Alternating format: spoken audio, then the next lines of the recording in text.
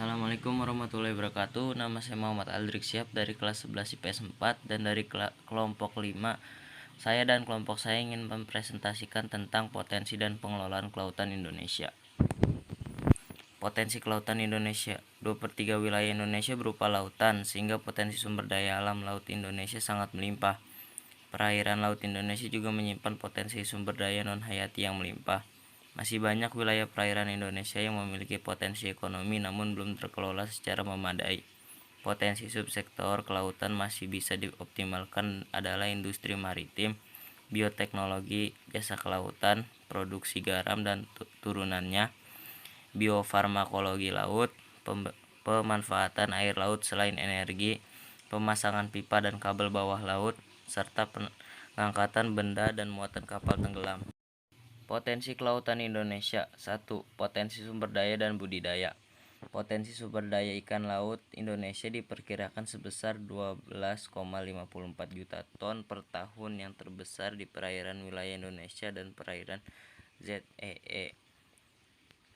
Luas terumbu karang milik Indonesia yang sudah terpetakan mencapai 25.000 km persegi, tetapi terumbu karang dalam kondisi sangat baik hanya 5,3%, kondisi baik 27,18%, cukup baik 37,25%, dan kurang baik 30,45%.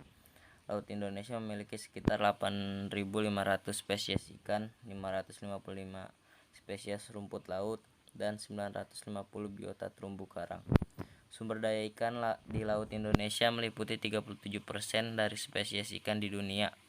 Beberapa jenis ikan di Indonesia mempunyai nilai ekonomis tinggi seperti tuna, udang, lobster, ikan karang, berbagai jenis ikan hias, dan kerang. Maka Indonesia adalah negara dengan keanekaragaman hayati laut terbesar di Indonesia, Marine Mega Biodiversity. Menurut Food and Agricultural Organization (FAO), potensi sumber daya perikanan tangkap laut Indonesia mencapai sekitar 6,5 juta ton per tahun, dengan tingkat pemanfaatan mencapai 5,71 ton per tahun. Potensi luas areal budidaya laut tercatat 12,1 juta hektar dengan tingkat pemanfaatan 325.825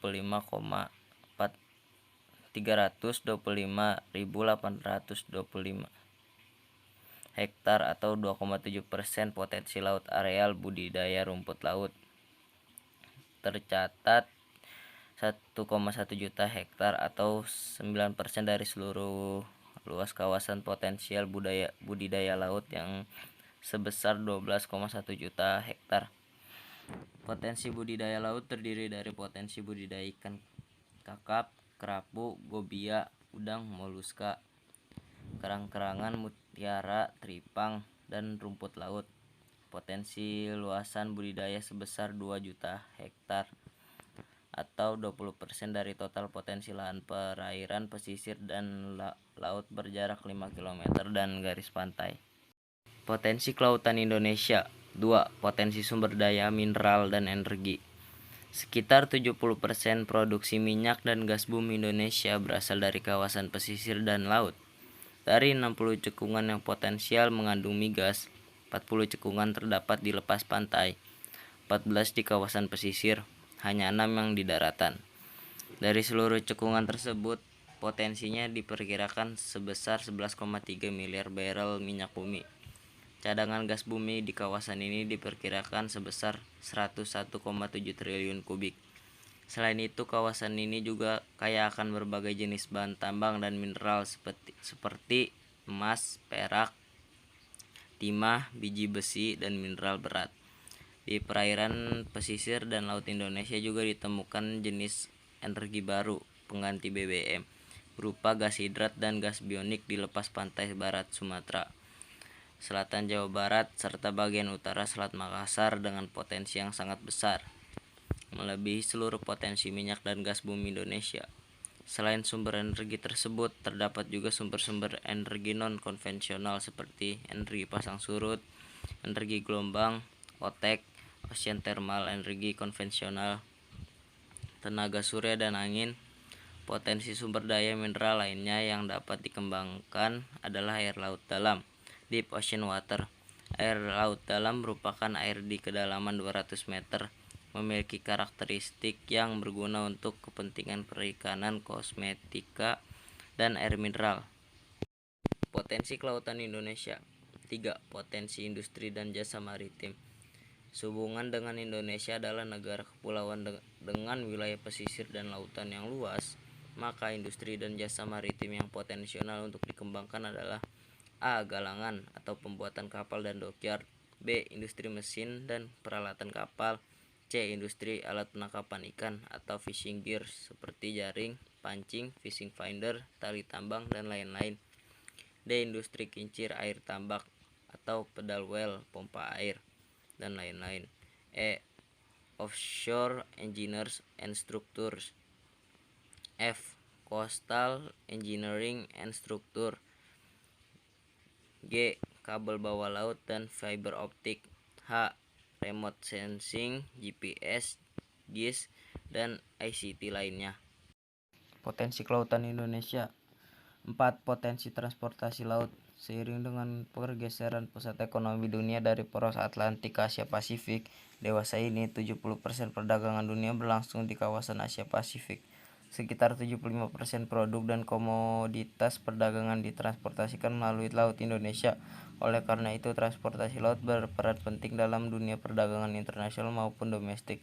Transportasi laut juga membuka akses dan menghubungkan wilayah pulau baik daerah sudah yang maju maupun yang masih terisolasi.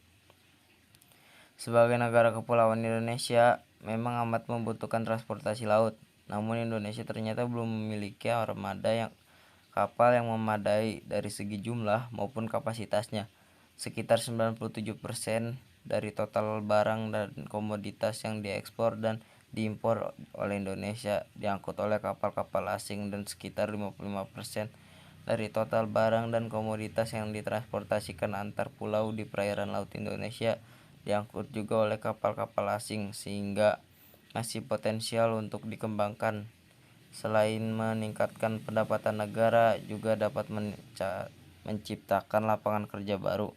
Pemerintah telah berupaya, salah satunya dengan menentukan ALKI, membenahi manajemen pelabuhan, dan adanya tol laut. Potensi kelautan Indonesia. 5. Potensi pariwisata bahari. Indonesia memiliki potensi pariwisata bahari yang memiliki daya tarik bagi wisatawan. Posisi Indonesia yang strategis dan memiliki estetika lingkungan yang sulit ditandingi oleh negara kepulauan lain, seperti gugusan pulau yang indah dan kekayaan keanekaragaman sumber daya hayati lautnya, menjanjikan potensi ekonomi dari kegiatan pariwisata alam dan pariwisata bahari dengan segala variannya. Prospek ini tentu didukung oleh bergesernya kebutuhan masyarakat global akan kehidupan back to nature, di mana mereka telah jenuh dengan kehidupan dalam lingkungan buatan. Selain itu juga potensi tersebut didukung oleh kekayaan alam yang indah dan keanekaragaman flora dan fauna. Misalnya kawasan terumbu karang di seluruh Indonesia yang luasnya mencapai 7.500 km persegi dan umumnya terdapat di wilayah taman laut. Selain itu juga didukung oleh 263 jenis ikan hias di sekitar terumbu karang, biota langka dan dilindungi, ikan banggai, cardinal fish, penyu, dugong, dan lain-lain, serta migratory spesies. Potensi kekayaan maritim yang dapat dikembangkan menjadi komoditi pariwisata di laut Indonesia antara lain wisata bisnis, business tourism, wisata pantai, seaside tourism, wisata budaya, culture tourism, wisata pesiar, cruise tourism, wisata alam, ecotourism, dan wisata olahraga, sport tourism. Pengelolaan Kelautan Indonesia. Menurut UU Nomor 32 Tahun 2009 tentang Perlindungan dan Pengelolaan Lingkungan Hidup, ekoregion merupakan wilayah geografis yang memiliki kesamaan ciri iklim, tanah, air, flora dan fauna asli, serta pola interaksi manusia dengan alam yang menggambarkan integritas sistem alam dan lingkungan hidup. Secara umum, tujuan dari perwilayahan ekoregion Laut Indonesia adalah sebagai dasar pertimbangan dalam penetapan Rencana Perlindungan dan Pengelolaan Lingkungan Hidup atau RPPLH. Dan untuk memberikan arah dalam penetapan RPPLH agar sesuai dengan karakter wilayah ekoregion, termasuk karakteristik sumber daya alam, ekosistem, kondisi geografis, budaya masyarakat setempat, dan kearifan lokal sehingga dapat dicapai keseimbangan antara pemanfaatan dan pelestarian alam dalam rangka mengoptimalkan produktivitas sumber daya alam laut yang pada akhirnya dapat dicapai pembangunan berkelanjutan. Mengacu pada peraturan tersebut, dalam pengelolaan laut Indonesia dikelompokkan dalam 18 ekoregion. Ke-18 ekoregion ini adalah Samudra Hindia sebelah barat Sumatera, Samudra Hindia sebelah selatan Jawa, Selat Malaka, Laut Natuna, Selat Karimata, Laut Jawa, Laut Sulawesi, Selat Makassar, Perairan Bali dan Nusa Tenggara, Teluk Tomini, Laut Halmahera, Laut Banda sebelah timur Sulawesi, Laut Banda sebelah selatan Sulawesi, Laut Seram dan Teluk Bintuni, Laut Banda, Sumatera Samudra Pasifik sebelah utara Papua, Teluk Cendrawasih dan Laut Arafuru. 1. Pengelolaan perikanan. Jumlah ikan yang banyak perlu dikelola dengan baik agar cucu kita tetap bisa merasakan ikan banyak seperti kita sekarang. Meski kita membutuhkan ikan untuk dikonsumsi, penangkapan ikan yang berlebihan harus dihindari karena dapat mengancam keberadaan ikan-ikan di laut. Salah satu cara mengelolanya adalah dengan menangkap ikan layak konsumsi yang memiliki tingkat regenerasi tinggi dan tidak termasuk dalam hewan terancam punah, dan melarang penggunaan jaring pukat harimau dan menentukan wilayah hak pengelolaan ikan. Cara lainnya adalah dengan melakukan budidaya seperti ikan kakap dan kerapu. Selain ikan, ada juga budidaya moluska, budidaya rumput laut, dan pengembangan industri bioteknologi kelautan. 2. Potensi sumber daya mineral dan energi. Sekitar 70% produksi minyak dan gas bumi di Indonesia berasal dari kawasan pesisir dan laut. Dari 60 cekungan yang potensial mengandung migas, 40 cekungan terdapat di lepas pantai, 14 di kawasan pesisir, hanya 6 yang di daratan. Dari seluruh cekungan tersebut, potensinya diperkirakan sebesar 11,3 miliar barel minyak bumi. Cadangan gas bumi di kawasan ini diperkirakan sebesar 101,7 triliun kubik. Selain itu, kawasan ini juga kaya akan berbagai jenis bahan tambang dan mineral seperti emas, perak, timah, biji besi, dan mineral berat. Di perairan pesisir dan laut Indonesia juga ditemukan jenis energi baru pengganti BBM, berupa gas hidrat dan gas bionik di lepas pantai barat Sumatera, selatan Jawa Barat, serta bagian utara Selat Makassar dengan potensi yang sangat besar, melebihi seluruh potensi minyak dan gas bumi Indonesia.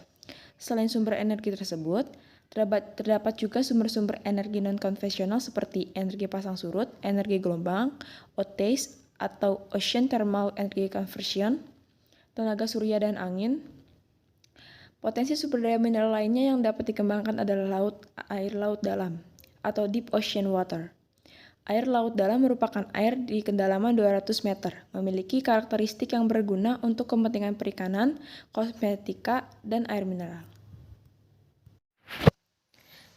3. Pengelolaan perhubungan laut.